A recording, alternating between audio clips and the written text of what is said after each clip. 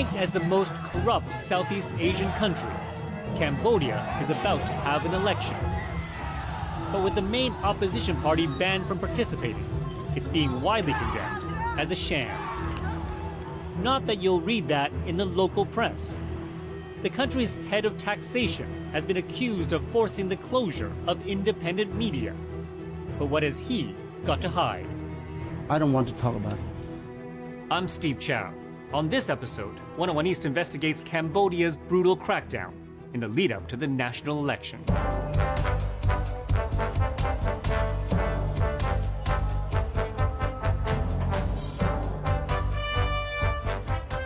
It's Monday morning in the Cambodian People's Party headquarters in the capital Phnom Penh. Having ruled the country for more than 3 decades, the party's propaganda machine is well oiled. Spokesman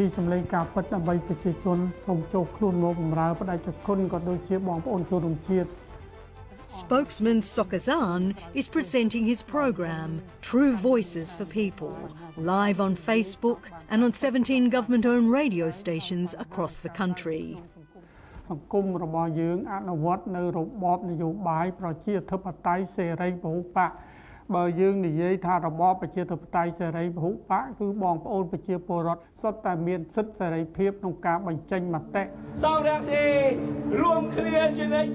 Except those with an opposing opinion.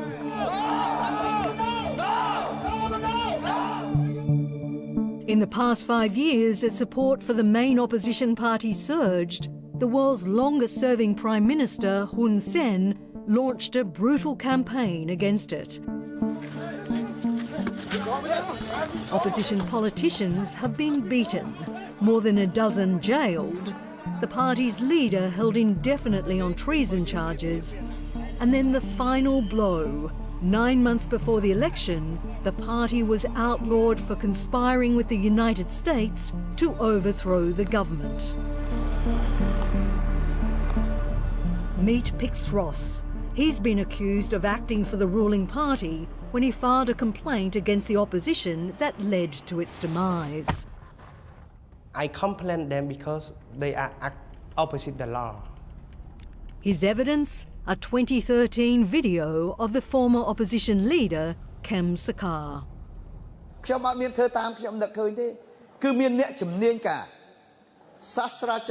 Professor នៅសាកលវិទ្យាល័យនៅទីក្រុង Washington DC នៅទីក្រុង Montreal ប្រទេសកាណាដាដែលអាមេរិកគេជួលមកដើម្បីធ្វើការផ្ដល់មតិឲ្យខ្ញុំរបៀបជាយុទ្ធសាស្ត្រក្នុងការផ្លាស់ប្ដូរមេដឹកនាំ That is show him under USA government.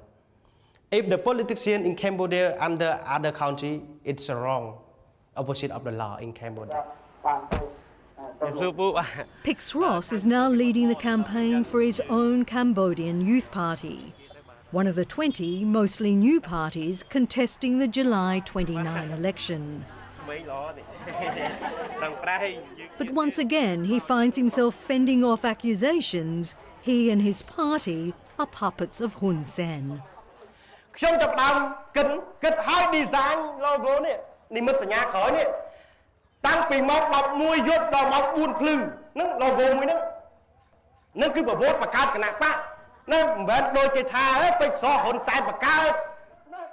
And he insists it's his own money behind his party. I sell my land, I sell my house, I sell my car, just before I have a good cars and comfortable cars. But for now I use the old car and maybe next this ring. Cambodia is a failing democracy. We are a one-party state. Nali Piloj is the director of one of Cambodia's oldest and most respected human rights organisations, Likhado. If you look closely at some of these parties, the other 19, except for one tiny one, they're all aligned in some ways and they all popped up recently. So this is not a multi-party election. This is a non-competitive election. The one and only party that Nali Piloj says is independent is this one, the grassroots Democratic Party set up in 2015. Today its candidates are meeting on the outskirts of Phnom Penh to talk election strategy.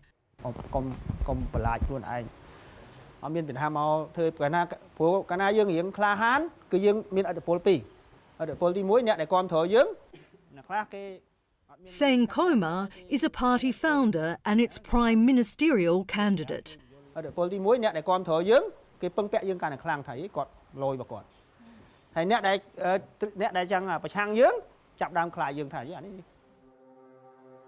portrait of his party's co-founder is an eerie reminder of just how treacherous Cambodian politics can be.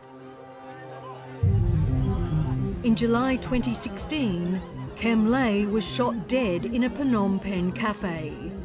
One of the country's most fearless critics of the ruling party, he's widely believed to have been a victim of a political assassination. A lot of people try to convince me, to warn me that to be careful. I say, why? No, I know what I'm doing. So to me, I have no choice. I have to continue this mission. Like the people they hope to represent, most of the candidates have little money. And with the campaign budget coming out of their pockets, funds are limited.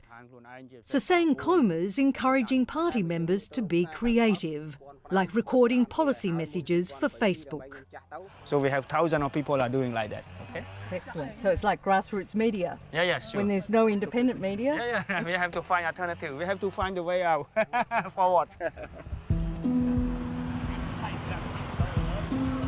It's not only the main political opposition party that's been destroyed in the lead up to the election.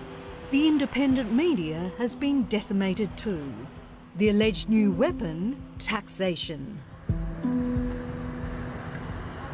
Last September, after 24 years in operation, one of the country's most fearless newspapers, the Cambodia Daily, was forced to shut down when it received a tax bill of $6.3 million. Its final headline pulled no punches.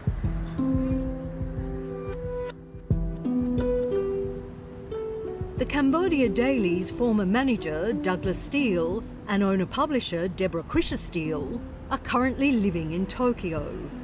Back in Cambodia, they both face criminal charges for tax evasion, carrying a prison sentence of up to 6 years. They chose essentially a number that was unpayable and were very hardline about that. Steele vehemently denies evading tax, but concedes the company may have owed the department some money. The whole country is coming into the tax system. Most businesses are still not registered. You're going from a 0% compliance to a normal system, and we were moving along in that process. We got singled out because they didn't like us. Your Excellency, Marianne Jolly from Al Jazeera. The man who's overseeing the tax reforms is Vibol Kong, the Director General of the Taxation Department. A member of the ruling party's elite Central Committee, today we meet him in his palatial office on the top floor of the department. We have done a tremendous reform on the revenue because the government realized that for the country to move forward, for the development of the country, we need revenue to expand. Vibol Kong refutes accusations his department has targeted independent media. I think that statement is not true, it's false. But some people would say that it's an amazing coincidence that 4 of the only independent news organisations in this country received very large tax bills. It's not true. Regardless of independent newspaper or not independent newspaper, they are subject to the rule of law here. That's my role here. The United States government isn't convinced. In January, it withdrew funding from the tax department, citing concerns about anti-democratic behaviour. Cambodia Daily, when they receive a tax bill, they jump to talk to diplomatics, to the embassy, to international community, by discrediting the government that the government target them. But actually, we are not targeting anybody. What about 10,000 of other companies in which we are auditing? They never complain anything. Why only Cambodia Daily? But a search of the Cambodian company registry reveals Verbal Kong's family appears to own a very large business and may have some questions to answer. One of the biggest petroleum companies in the country, it was incorporated in 2008, but according to the records here, it didn't register with the tax department until March 2017, the same time as the Cambodia Daily. It says on the company register that it only registered for taxation in 2017. I don't know what you're talking about. I'm just trying to understand whether perhaps your own family company has been audited to determine tax owed prior to when it registered with the department in 2017. No, it's not true. It has been registered a long time ago. So that date on the official Cambodia company registry is wrong? Wrong. Okay. Maybe they put in the system wrong. When I mention the company registry also shows that 2 directors and a chairwoman, all relatives, live at his home address, it seems those records are wrong too. You talk about to the wrong person. I think I have nothing related to this company. But they share a home address with you? No, I think long time ago, but I got nothing to do with that. But those details are on the Cambodian company registry that's now online, which has been newly put online. Yeah, but I think it's wrong. It's wrong? Yeah, it's wrong. Right.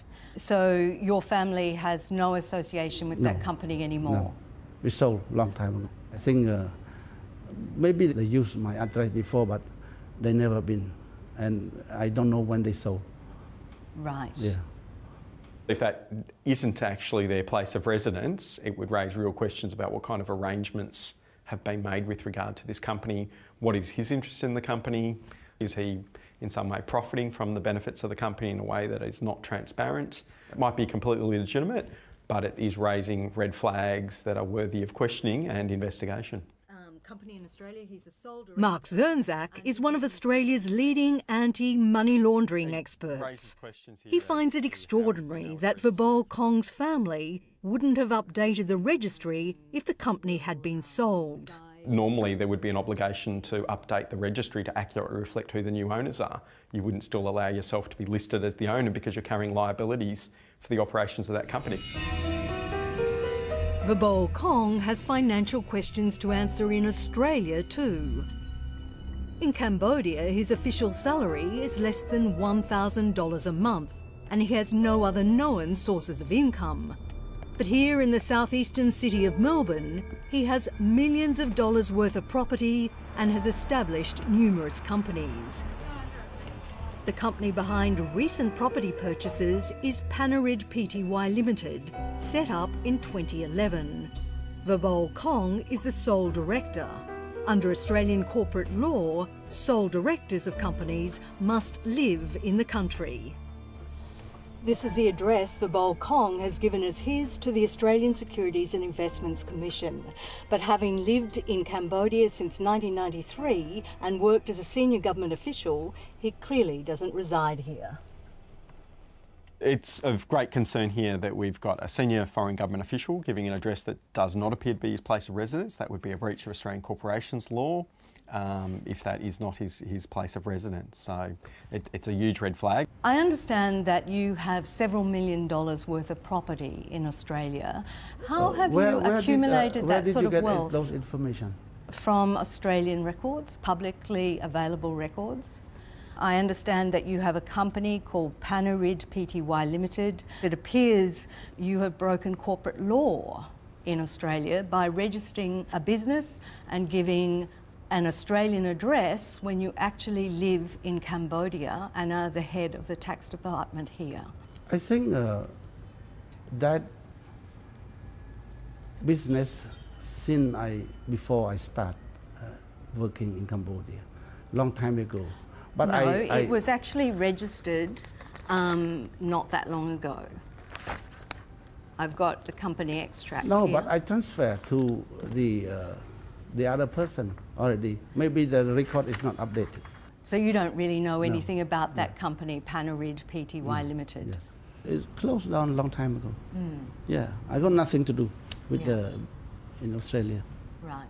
These companies have been... Mark Zernzak believes Australia's corporate database is accurate. He is the sole beneficiary of this company. He's the sole beneficial owner of this company. And for the company to keep going, someone's got to be paying an annual registration fee to keep it registered here in Australia. So it stretches belief to think that he doesn't know this company exists. Verbal Kong's Australian business associates raise even more red flags. From 2006, he set up 2 investment companies and several trusts with an Australian-Cambodian couple who was soon after convicted of defrauding the Australian Tax Department of more than $1.8 million and suspected of laundering and hiding nearly $15 million. Verbal Kong denies knowing about the conviction or being in business with them. But you had businesses with him from around about 2006, and he was convicted, and it made the newspapers in Australia at the beginning of 2007. I was not aware of any conviction. I told the guy, don't involve anything with me at all, because don't use my name, and I never get any interest out of that. So I think your information is wrong. So not no, involved no. in any businesses Yes. with him, Yes. even though Australian records show you Yes, were? I'm not involved. So they're false? Yes. As is the Cambodia company registry. Yes. It's false about your family's company? Exactly. But 2013 Australian court documents reveal otherwise. He did even more business with the couple. Big business, transferring 1.2 million Australian dollars into an investment trust they'd set up. I can't remember that transaction, no.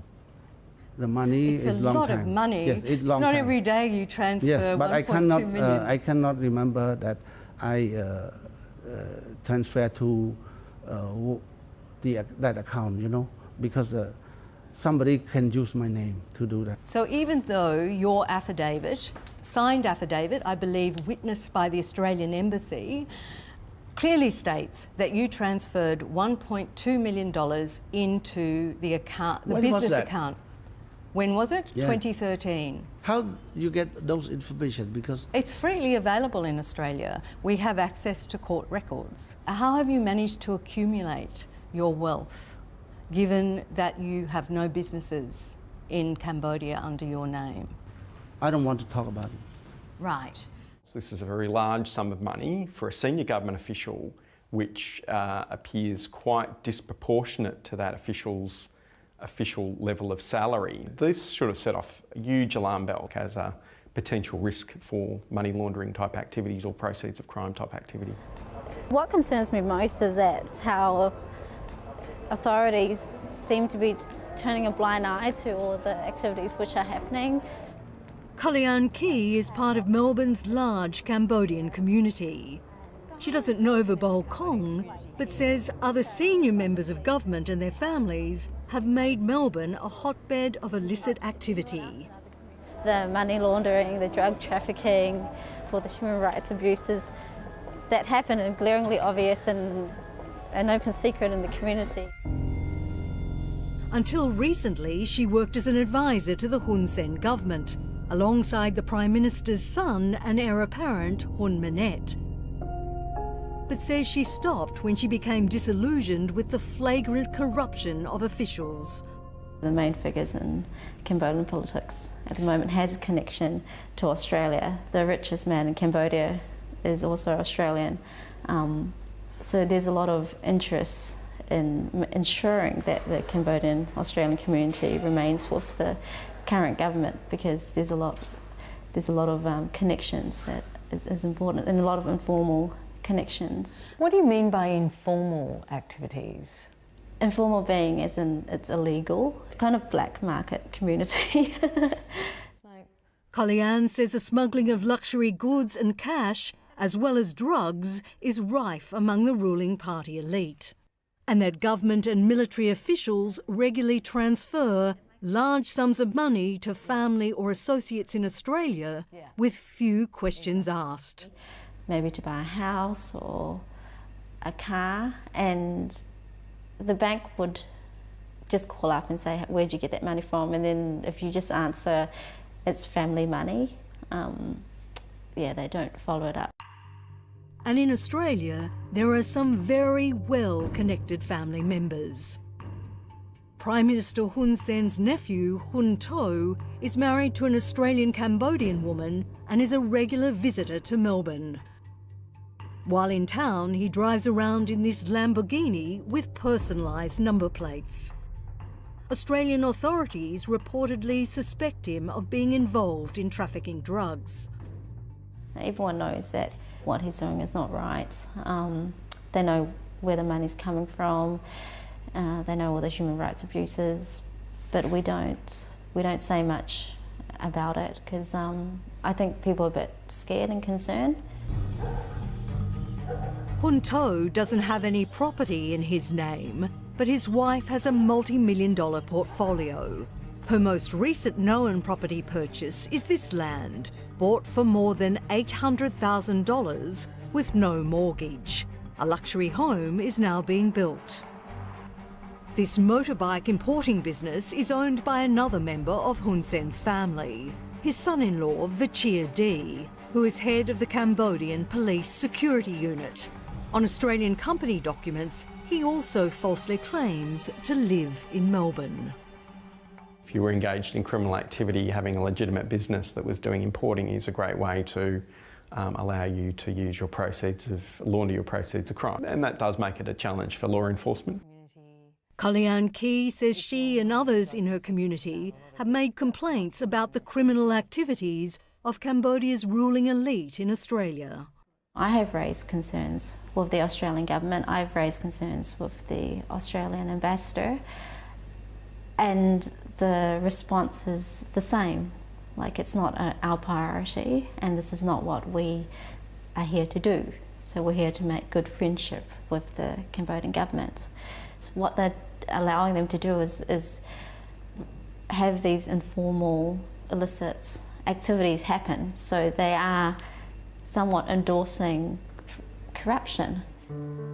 The Australian government refutes Kalyan Key's claims it condones illicit activities. Back in Cambodia, with the election imminent, the government crackdown continues. In the northwest province of Battambang, Sin Chan Pua Rosette is watching out for potential customers for her noodle restaurant. Just a year ago, she was on the hustings as an opposition party's candidate in the nationwide commune elections.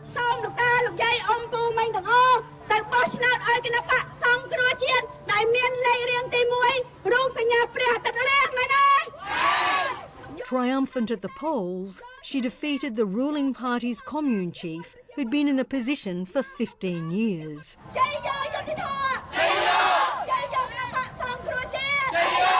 But within just a few months, she was stripped of her victory. តាមពិតទៅសម្រាប់ពួកខ្ញុំគឺខ្ញុំមិននឹកស្មានថាគណៈបកសង្គ្រោះជាតិដែលមានការគាំទ្រពីប្រជាពលរដ្ឋជាង 3 លាននាក់ត្រូវបានគេរំលាយផុយៗបែបហ្នឹងឯងយើងវាអយុត្តិធម៌បំផុតហើយពេលហ្នឹងគឺខ្ញុំមានការគ្រប់គ្រងមានអារម្មណ៍គ្រប់គ្រងមិនមែនយើងស្ដាយទូនាទីស្ដាយតំណែងទេតែយើងអាណិតពលរដ្ឋរបស់យើង Rosette now relies on her restaurant to survive, having rejected pressure to defect to the government. មានប្រសាសន៍ថាអ្នកណាដែលចោះចូលទៅជាមួយគាត់គឺតំណែងចៅសង្កាត់គឺនៅតែចៅសង្កាត់ដដែលប៉ុន្តែអ្នកដែលគេមានឧត្តមគតិគិតអំពីប្រយោជន៍ជាតិមាតុភូមិចង់ជួយប្រជាពលរដ្ឋពិតប្រាកដគឺមិនអាចទិញដូរបានទេ And that wasn't the end of the pressure. ហើយរហូតដល់ នៅពេលដែលចោតខ្ញុំក្នុងរយៈពេលថ្មីដែលគេចោតគឺគេអំពាវនាវឲ្យអាជ្ញាធរសមត្ថកិច្ចមកឃ្លាំមើលខ្ញុំឃើញសមត្ថកិច្ចខ្លះស្ពាយកាភ្លើងជិះកាត់មុខហាងនាងខ្ញុំជារូបភាពបំផិតបំភ័យដល់បងប្អូនដែលគាត់ចង់មកទទួលទានលែងហ៊ានចូលស្ងាត់ឲ្យជ្រាប But Rosette refuses to be scared or silenced. ខ្ញុំផ្ទាល់ខ្ញុំអត់ទៅបោះឆ្នោតទេនៅដេកផ្ទះឬមួយថ្ងៃហ្នឹងខ្ញុំនៅបើកហាងលក់នំបញ្ចុកឬមួយក៏ថ្ងៃហ្នឹងខ្ញុំទៅដើរលេងរងចាំការឈ្នះ It's a risky statement in today's Cambodia, where anyone calling for a boycott is punished as a traitor. 25 years since the Paris Peace Agreement promised to bring democracy to Cambodia, the country is slipping further and further away from it.